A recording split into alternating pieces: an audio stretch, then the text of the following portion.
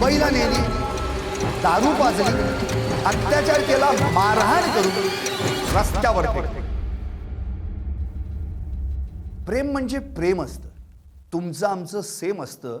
या कवितेच्या ओळींचा अर्थ आता पहिल्यासारखा लागत नाही.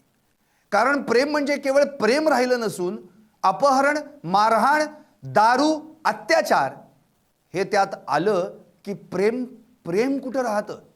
अशाच एका धक्कादायक प्रकरणानंतर सध्या अमरावती हादरली आहे. प्रेमाच्या जाळ्यात ओढून अल्पवयीन मुलींचं अपहरण केलं जातं आणि मग त्यानंतर हे असले नको ते प्रकार पाहायला मिळतात. प्रेमाच्या जाळ्यात ओढून अल्पवयीन मुलीचं अपहरण केलं आणि त्यानंतर मुंबईत नेऊन सलग 2 दिवस तिच्यावर अमानुष अत्याचार केल्याचा धक्कादायक प्रकार समोर आलाय. नमस्कार, मी संदीप आणि आपण पाहताय LS मराठी.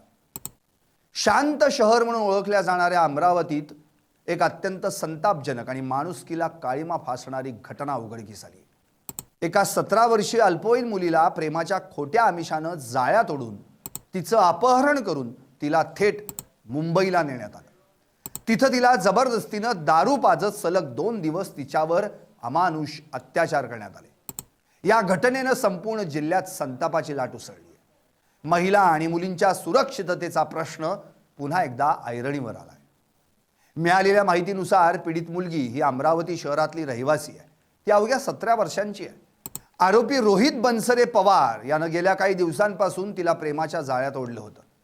लग्नाचं आणि सुखी संसाराचं आमिष दाखवून त्यानं त्या मुलीचा विश्वास संपादन केला. 6 एप्रिलच्या सुमारास त्यानं तिला फूस लावून पळवून नेलं. घरच्यांनी मुलीचा शोध घेतला असता ती मिळून आली नाही. त्यामुळे कुटुंबियांनी तात्काळ पोलिसात धाव घेतली. आरोपी रोहितनं पीडितेला अमरावतीवरून थेट मुंबईला नेलं. तिथे एका निर्जन ठिकाणी किंवा खोलीत तिला डांबून ठेवण्यात आलं. पीडितेनं प्रतिकार करण्याचा प्रयत्न केला असता आरोपीनं तिला जबरदस्तीनं दारू पाजली. नशेत असलेल्या आणि हतबल झालेल्या या अल्पवयीन मुलीवर आरोपीनं सलग 2 दिवस पाशवी अत्याचार केले. केवळ अत्याचार करून तो थांबला नाही, तर त्यानं तिला लाथाबुक्क्यांनी अमानुष मारहाणही केली.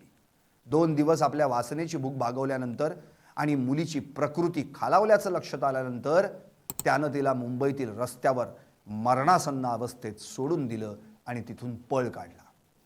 पीडित मुलगी कशीबशी अमरावतीत परतली तेव्हा तिची प्रकृती अत्यंत चिंताजनक होती. या प्रकरणाचं गांभीर्य ओळखून सिटी कोतवाली पोलिसांनी तपासाची चक्र वेगानं फिरवली.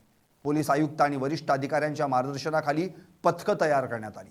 तांत्रिक आणि गुप्त माहितीच्या आधारे पोलिसांनी संशयित आरोपी रोहित बनसरे पवार याचा छडा लावला आणि त्याला बेड्या ठोकल्या.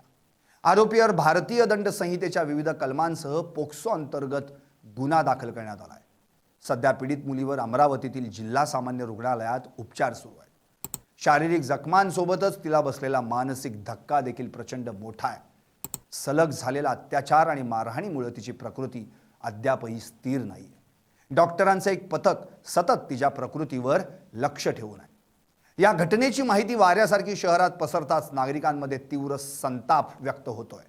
अशा नराधमांना भरचौकात फाशी दिली पाहिजे अशा भावना सामान्य नागरिकांकडून व्यक्त केल्या जात आहेत. विविध महिला संघटनांनी या घटनेचा निषेध केला असून आरोपीला कठोरात कठोर शिक्षा व्हावी अशी मागणी केली जाते. या घटनेमुळे पालकांमध्ये भीतीचं वातावरण आहे.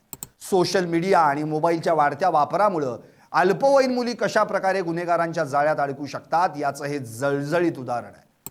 पोलिसांनी पालकांना आपल्या मुलांच्या वागण्यावर, त्यांच्या मित्रमंडळींवर लक्ष ठेवण्याचं आवाहन केलंय.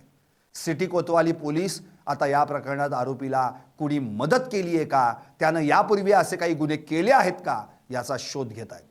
मुंबईतील ज्या ठिकाणी हा अत्याचार झाला त्या ठिकाणचा पंचनामा करण्यासाठी पोलीस पथक रवाना होण्याची शक्यता आहे. त्यामुळे या प्रकरणात आणखी काही धक्कादायक खुलासे समोरही येण्याची शक्यता आहे. Bureau report, LS Marathi.